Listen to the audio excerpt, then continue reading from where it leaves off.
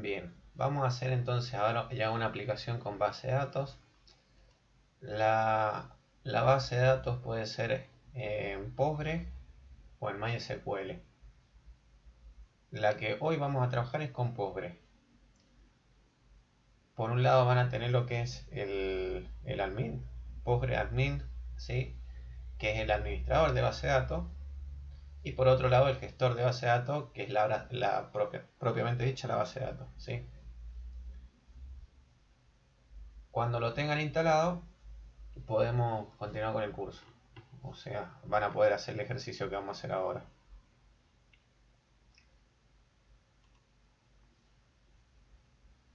A ver, vamos a, a reutilizar el ejercicio 1. Si lo hacemos así de una, no va a funcionar. ¿Por qué? Porque le tenemos que agregar unas dependencias que son las que nos van a permitir trabajar con JPA. A ver, ¿cómo es eso de JPA? Bien rústico así los dibujos, pero creo que se entiende.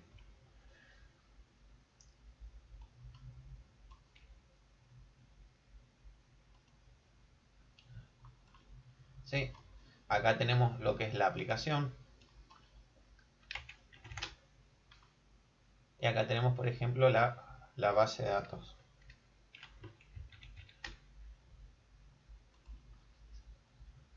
Para poder acceder a los datos, podemos hacerlo ya sea desde un administrador o desde la aplicación. Tenemos que utilizar, si es una base de datos relacional, cabe destacar, lo que es SQL. Si yo quiero, por ejemplo, obtener un valor, ponía de una tabla determinada, ponía select asterisco, en el caso de querer obtener todas las columnas, from, y la tabla a la que queremos apuntar. ¿Qué pasa? Por ejemplo, yo ahora estoy trabajando con lo que es Postgre. Postgre es una base de datos relacional. SQL Server es una base de datos relacional. Access es una base de datos relacional. MySQL, MariaDB, son bases de datos relacionales. Se supone, en general, que todas respetan un estándar, que es la consulta SQL, ¿sí? Pero no es del todo cierto, porque empiezan a cambiar la sintaxis en determinadas cosas. Por ejemplo, puede ser cómo obtener la fecha, o por ejemplo, en MySQL existe el if y el when. En cambio, en lo que es Postgre no. En Postgre tenemos simple el when, se saca, creo que en Oracle también no existe el if. Entonces van cambiando ciertas cosas en lo que es la sintaxis. Bueno, en algunos se llama alguna función uppercase, en otras se llama otra forma, cambia algunas cositas. Y eso complica mucho en el desarrollo, porque esta aplicación de golpe está todo en MySQL, en MariaDB. Por X motivo se tiene que migrar a otra base de datos, pongámosle a Postgre, y se va a tener que adaptar. Si habían 100 consultas SQL, las 100 consultas habría que revisarlas para que, bueno, asegurarnos de que la aplicación está trabajando bien. Por otro lado, bueno, siempre SQL. Yo quería levantar una tabla con SQL. Y a veces se complica, o normalmente se complica en los proyectos, porque una consulta a veces no es a una única tabla, sino que abarca muchas tablas que están relacionadas entre sí. Y para relacionarse entre sí esas tablas trabajan con bueno, lo común es un inner join, puede ser a través de un where o puede ser también un union, pero se unen y se hace un poco más difícil incluso al momento de obtener los datos. Java trabaja con lo que es la programación orientada a objetos. Acá, ahora empecemos a pensar, acá está todo el mundo de la programación orientada a objetos. Dije Java, pero en realidad puede ser Java, puede ser PHP, puede ser Python, cualquier lenguaje .NET que acepte el paradigma de la programación orientada a objetos. Acá lo tenemos. Entonces aparece un concepto de ORM, Object Relation Mapping. ¿Qué significa? Mapear a la base de datos como si fuera un objeto. ¿Cómo funciona? Acá va a haber un traductor. Acá hablamos en español, acá habla en inglés y hay un traductor, ¿sí? ¿Qué es el ORM? El ORM. Este se encarga de traducir. Entonces me va a dar algunas facilidades. Por ejemplo, yo ya no necesito trabajar con lo que es el inner join. A ver. Sí, acá un poco. Supongamos que yo tengo select from de la tabla alumnos. Sí. Inner join. En realidad acá le tenemos que poner lo que se llama un alias. Por ejemplo, a inner join lo vamos a unir, por ejemplo, con notas. Es como para hacer un ejemplo de cómo sería lo vamos a poner bien estiradito, así se ven las diferencias. ¿Se alcanza a leer o se confunde mucho con la cuadrícula de...? Sí, se ve bien. Se ve. Oye. Notas también le vamos a poner un alias, ¿no es cierto? Ahora tenemos que hacer el on, ¿sí? Donde a.id alumno, supongamos que este se llama id alumno, ¿sí? Sea igual, esto le estoy diciendo dónde estoy uniendo a las tablas, en n.id nota, ¿sí? Ahí lo uní. Y normalmente con un filtro donde supongamos que lo quiero unir por a.id otra vez alumno es igual a 1, pongámosle. Entonces ahí tenemos algo con una base, o sea, sería una consulta SQL clásica. El equivalente sería algo parecido a esto. Primero que nada, a ver, nosotros podemos poner select asterisco from y no voy a apuntar a la tabla, sino que voy a apuntar al objeto. Entonces yo le podría decir al alumno, ¿sí? A. Y directamente alumno A, si yo quiero obtener la nota, porque a lo mejor esto está involucrado en la tabla, si yo puedo poner directamente where, ¿sí? A punto nota punto es que acá en realidad está mal. Acá supongamos que acá tendría que haber hecho, bueno, no ID alumno, sino por ejemplo algo de nota, ¿sí? Para que se haga el filtro. Ahora para borrarlo es un tema. No lo podés modificar, No. ya quedó. Bueno, acá estaríamos navegando. No, va a ser un desastre esto. Sí, no te deja una vez que salís del edit del texto. Ajá, mira, le das control Z y no hay vuelta atrás. Ahí vamos a tener que... Claro, pero acá no sería lo ideal. Acá tendría que haber sido algo que estoy navegando dentro de alumno, ¿sí? Que hace la relación. No, se los voy a mostrar después porque los voy a confundir. Bueno, el ORM me permite trabajar en las consultas orientadas a objetos. En el caso de nosotros nos vamos a respaldar, vamos a trabajar con la tecnología JPA. JPA significa Java Persistent Application. JPA es una especificación, no es una implementación ni normalización, no, es una especificación. Esa especificación puede ser implementada a través de alguna tecnología como puede ser Hibernate, Eclipse Link, Top Link, no se me ocurre otra en el caso de Java.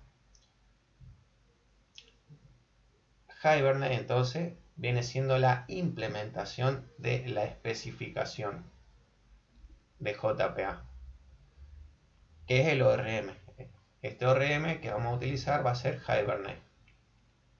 Incluso el select no hace falta poner select asterisco, sino que ya implícitamente sabe que es un select y ya te lo escribe atrás.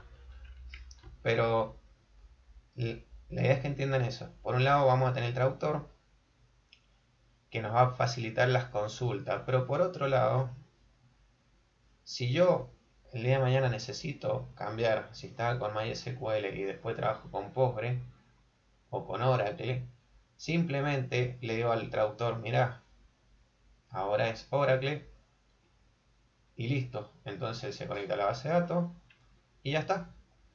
Ya actualizó todas las queries que teníamos acá en JPQL, que se llama, ¿sí? Java Persistent Language Query. Así se llama, en vez de SQL, JPQL. Entonces lo traduce y ya automáticamente te devuelve o hace la persistencia correspondiente. Esa sería la idea de trabajar con JPA. Ya después les voy a mostrar bien entonces con SQL, espero no haberlos confundido. Más o menos entonces esta parte. Sí, sí. Sí. Voy a...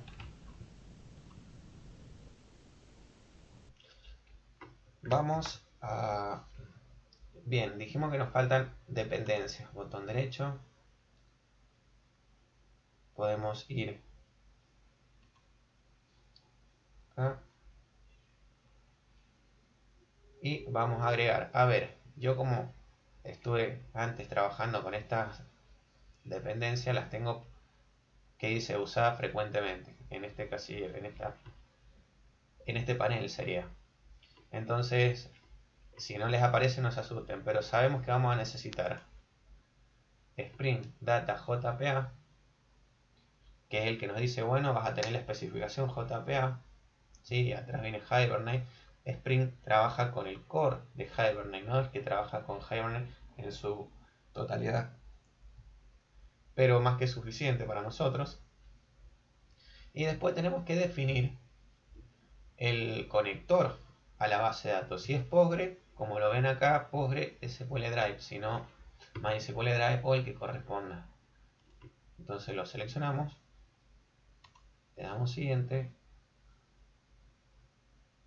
Bueno, acá dice que el POM va a tener esas modificaciones. Ya seleccionamos POM y le damos finalizar. Van a ver que se empiezan a descargar de vuelta lo que falta. Vamos a tener esto, lo detenemos para que no haya problema. Bien, vamos a levantar la aplicación.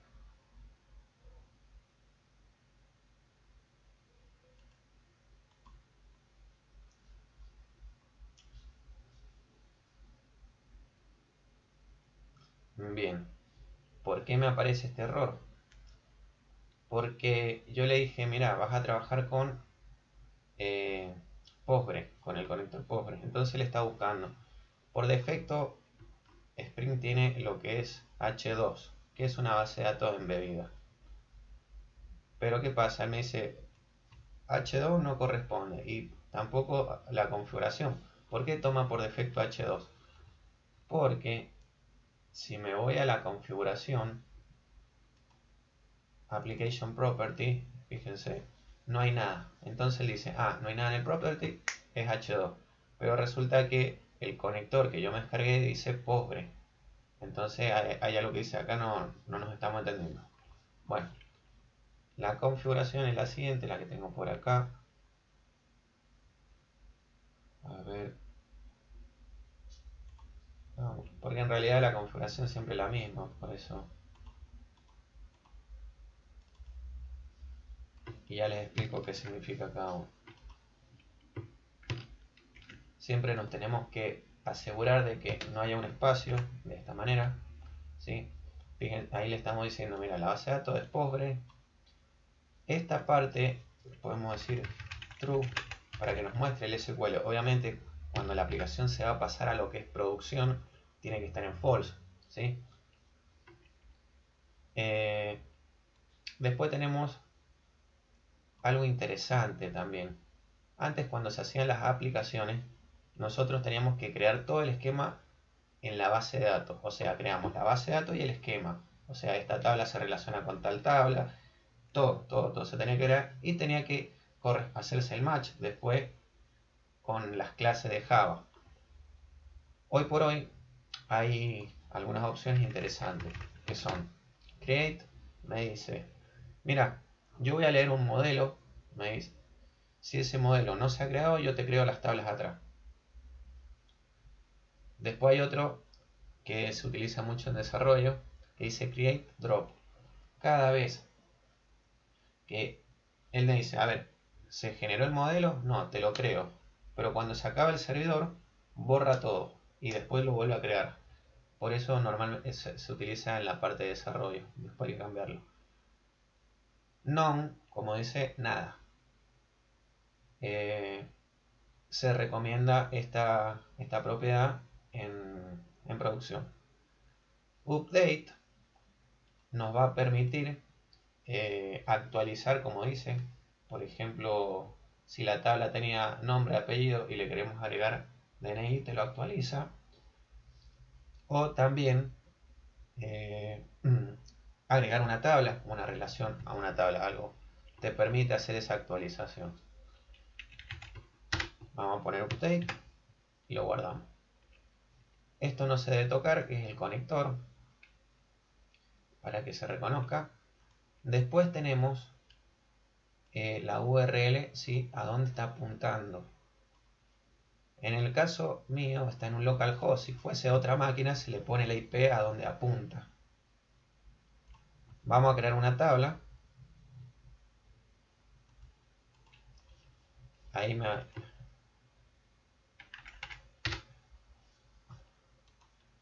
a crear el esquema. Por ejemplo, pongámosle visit TV. Guardamos. ¿Sí? Ahí tenemos el esquema. A ver dónde estaba. Acá. Si vemos, vamos a esquema, public table. Fíjense que en tabla no tenemos nada. ¿Ven? Ahora, vamos a poner acá la base de datos, que es visitdb. El username y la contraseña. Lo guardamos. Aseguramos que no haya espacio, nada raro. Y listo.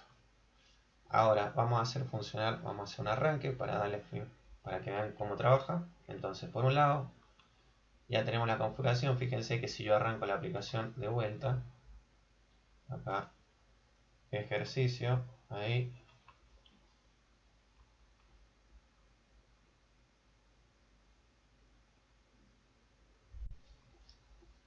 está funcionando. ¿Ven? Inicializó el Tomcat. Si yo quiero cambiar el puerto, lo tengo que hacer en el property también. Todas las configuraciones normalmente se hacen en el property. Y la arquitectura que estamos trabajando acá es el MVC. A ver, ejercicio, nos vamos al DAO. Esto está mal. Vamos a empezar a aplicar las buenas prácticas. Era solamente para que vieran el flujo nomás y empezar con la introducción de Spring. Primero que nada, vamos a crear el DAO. Data Accepts Object. O también le ponen, por ejemplo, uno era el DAO y otro como que le ponen... DTO. no, la DTO otra cosa. ¿Cómo se le llama? ¿Cómo era que se le dice? Tenía otro nombre que no me acuerdo. Y también es muy común que se le sabe poner acá. o el DAO, o el... Bueno, ya después si me acuerdo se los voy a comunicar. Pero que no les asuste si aparece ese otro nombre. Ah, el repositorio, ahí está. El DAO repositorio, ahí está. ¿Cómo trabaja esto? Nosotros nos venimos, vamos a poner interface. Por nomenclatura a mí me gusta esto, depende el proyecto y la empresa. A mí me gusta poner, por ejemplo, ID interface, a quien corresponde, persona y qué hace. Por ejemplo, DAO o repositorio, como hemos dicho. A la vez, esta interfaz la podemos hacer que nos aplique lo que es el CRUD repositorio o bien el JPA repositorio. ¿Qué diferencia hay entre uno u otro? Que el JPA repositorio me trabaja con lo que son la parte de paginación. Este es un CRUD mucho más reducido. Lo vamos a seleccionar para el ejemplo que estamos haciendo ahora, para que no consuma tanta memoria. Y nos aparece lo genérico y no lo vamos a poder completar todavía. ¿Por qué? Porque tengo que determinar unas cositas y ahora lo vamos a ver. ¿Qué es lo que es el modelo? El modelo, nosotros acá, esto no está bien. ¿Por qué? Paso 1, no le hemos definido el ID, la llave primaria. Vamos a poner acá ID persona. Ahora, ¿es lo mismo poner así o así?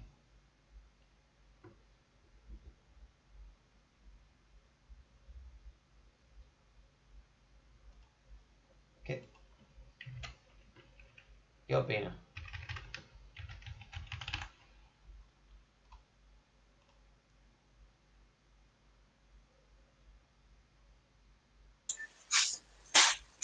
¿Tiene otro consumo de memoria en el almacenamiento? No, en realidad no es que tenga otro consumo de memoria, sino que cuando, a ver, cada tipo de variable primitivo, los primitivos como habíamos hablado son aquellos que empiezan con minúscula, tienen lo que se llama un wrapper, un envolvente. O sea, viene siendo que lo podemos tratar como objeto, por eso es que está en mayúscula. El int tiene el integer, el double tiene el double pero con mayúscula, bueno. Y esa forma de tratarlo con objeto nos va a proveer algunos métodos para facilitarnos al momento de programar. Y otra cosita, al hablar de objeto, por ejemplo, yo puedo controlar que si es un integer, le puedo poner, por ejemplo, es igual a null y listo. En cambio, si fuese un int, no le puedo poner igual a null. Tengo que hacer otra validación previa. Entonces, esta sería la forma más práctica. Nada más, pero en cuanto a rendimiento, memoria, es lo mismo.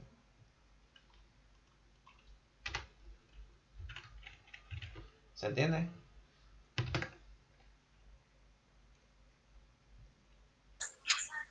Perfecto. Ahora, fíjense, voy a agregar lo que es el ID de Java persistencia. ¿Sí? ¿Por qué insisto? Porque hay dos ID. A nosotros nos interesa este. Ahí está. Ahí se importó. Vamos a poner acá generate value strategy. Y como estamos trabajando con Postgre o con MySQL, o sea, tenemos que poner identity. Esto es cómo se va a generar la llave primaria. Si hubiéramos estado con Oracle, es auto. Pero bueno, acá identity, ¿sí? Se va a ir autoincrementar automáticamente. Y nos falta una anotación más, porque por ahora sigue siendo una clase de Java. Al poner entity de Java persistence, ¿sí? Me va a poder hacer el match, o me va a poder ahora sí hacer la traducción cuando haga un JPQL o cuando tenga que interactuar con la base de datos. Por eso es importante el modelo, ¿sí?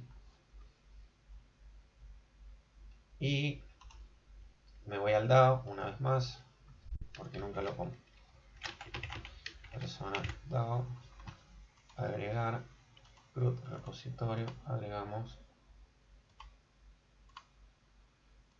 En el primero le tenemos que pasar el tipo persona, control espacio, y en el segundo me dice el ID. ¿De qué tipo es el ID? Integer. Entonces acá le vamos a poner integer. Finalizamos y ya está.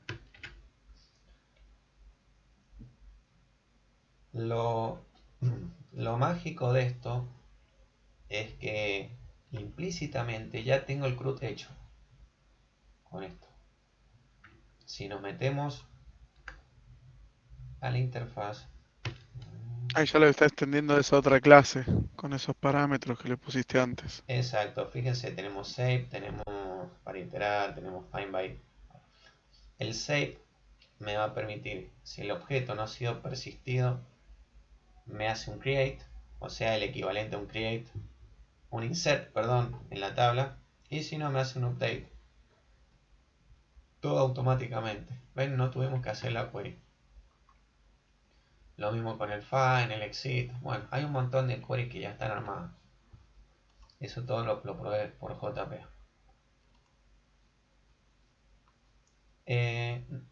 Por defecto, no hace falta que nosotros implementemos, no implementemos, estaba dicho, que hagamos la anotación repositorio. Lo podemos poner, sí, pero no hace falta. Y como dijo Cacho, al ser una interfaz no puede implementar a otra interfaz, sino que la extiende. Y al extenderla ya tenemos todo lo que tiene esa interfaz adentro, ¿sí? Por eso lo podemos trabajar. Nos vamos a ir al controller.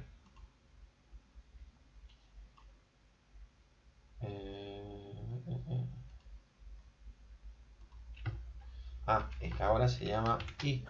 Claro, eso se rompió porque ya no existe. Claro. Lo importamos y fíjense que estamos llamando a la clase, hace una cosa loca, Spring. Normalmente nosotros no podríamos estar instanciando una clase, pero acá, bueno, hay todo un proceso interno muy, muy interesante. Y por último, tendríamos que hacer... El método también falla. Sí, pero también tenemos que guardar para poder mostrarlo. Vamos a hacerlo solamente con 2 métodos para que no se nos haga tan largo. Que es el post mapping. ¿Sí? Y no me va a guardar, sino que este método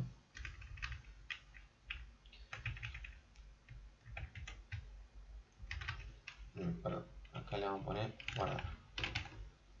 Listo. Y sí, como dice Cacho, hay que arreglar esta parte, porque listar persona no existe. Yo estoy apuntando al DAO, el DAO ahora me dice, fíjense que hay un montón de métodos, ¿sí? Entonces en este caso digo, a ver, find all, este. Hacemos clic y lo vamos a castear. El casteo es convertir a un tipo de variable. Es una forma de parseo más libre. Bien, acá esto ya está funcionando y también necesito, para persistir, un objeto persona persona save, ¿sí? Acuérdense que el save sirve tanto para persistir como para modificar.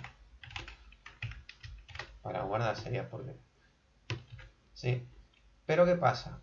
Así como esta es una clase de Java, yo voy a recibir por defecto un JSON o si no un XML, eso hay que especificarlo. Entonces, ¿cómo sabe? Bueno, hay una notación que se llama request body, response body.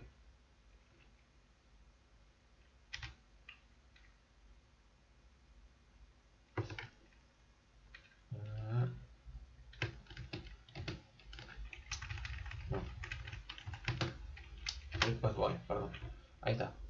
Está ahí lo que...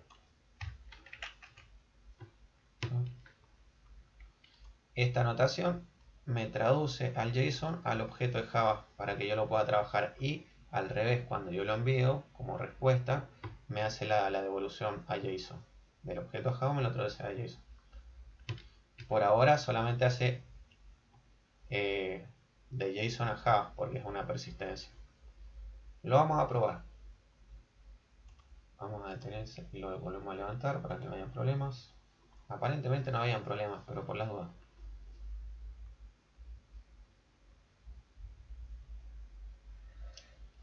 Eso. Y vamos a Postman. Obviamente si nosotros ponemos enviar, nos tiene que aparecer un arreglo vacío porque no hay nada en persona. Yo quiero persistir. Ponemos post persona. ¿Qué pasa? Yo tengo que armar qué voy a persistir. ¿Sí? Bueno, acá ya tenemos un semi ejemplo. Es un JSON lo que estoy mandando. Esto es lo que viene, por ejemplo, de Angular, puede venir de React. De algún lado nosotros estamos haciendo la simulación. DNI. Ojo que esto tiene que hacer el match con la variable. Tiene que ser igual a qué cosa. Acá. En el constructor Sí. de... Claro, nombre, apellido, DNI. ¿Sí? Nombre, apellido, me está faltando el DNI.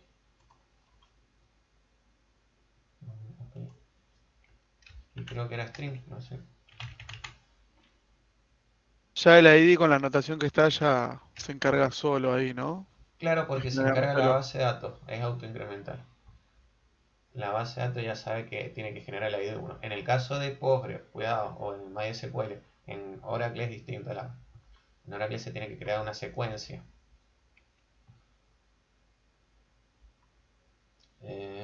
Sí, ya está. Lo esperamos. ¿Ven? Registro 1. Está todo ok. ¿Ven? Ya tenemos un registro en la base de datos. Entonces, si yo lo quiero consultar, voy a poner get. Con el get ya te tiene que dar el arreglo con uno. Y bueno, me muestra lo mismo. En realidad, para que esto se vea un poco mejor el ejemplo, vamos a cambiar acá, pongámosle Cacho, que es justo el que estaba hablando. No, Fernández. Pongámosle así. Vamos a hacer una fusión. No. No. Ahí está. Y lo enviamos. Listo. ID 2 automáticamente. Entonces ahora sí, si ponemos el get y lo enviamos, ya tenemos el JSON armado y están persistidos los datos. Para corroborar, solamente para dar el toque final, nos venimos a la base de datos, table, refresh, ¿sí? Y ahora tengo datos. Por un lado, se creó la tabla de forma automática, como ven, y podemos levantar el registro y tenemos los datos persistidos en la tabla. No sé si tienen alguna duda o quieren repasar algo. No, no, ninguna. Claro. ¿Te hace el mapeo en las dos direcciones? Por ejemplo, si venís y agregás una tabla ciudad, ¿no? Sí, Te lo mapea a las entidades, digamos, las clases, y al revés también. bien, O buena solo. pregunta. En realidad, sí te hace el mapeo, como decís, pero hay que dejarlo asentado en las entities. Claro, primero sí o sí lo haces en el modelo y después te actualiza en la base, digamos. Exacto. Bien. Pongamos que hay, como pasa en Visit, tenemos, por ejemplo, ya armada la base de datos y la tenemos que adaptar a la entity. Bueno, vos tenés que ver qué campos tiene la base de datos para que haga el match con la entity. O el store procedure también. Acá ajusté una tabla, pero puede ser un store procedure. Perdón. Acá puede ser, todo esto puede haber sido un store procedure, supongamos. ¿Sí? Y Sí. acá fíjense que tenemos abajo las queries en SQL. Todo esto lo armó automáticamente Spring Hibernate cuando insertamos. ¿Ven que está Eso te lo muestra ahí porque vos le pusiste en la configuración que entró, Exacto, ¿no? le pusimos acá en property true. Era Claro. para mostrar qué es lo que hace. Bien. No sé si tienen alguna otra duda, fíjense. O estaría todo. Todo claro. Todo claro por mi parte. Tendríamos que hacer el ejercicio antes de la semana que viene. Así, una vez que empezás a hacerlo, ahí te surgen las dudas.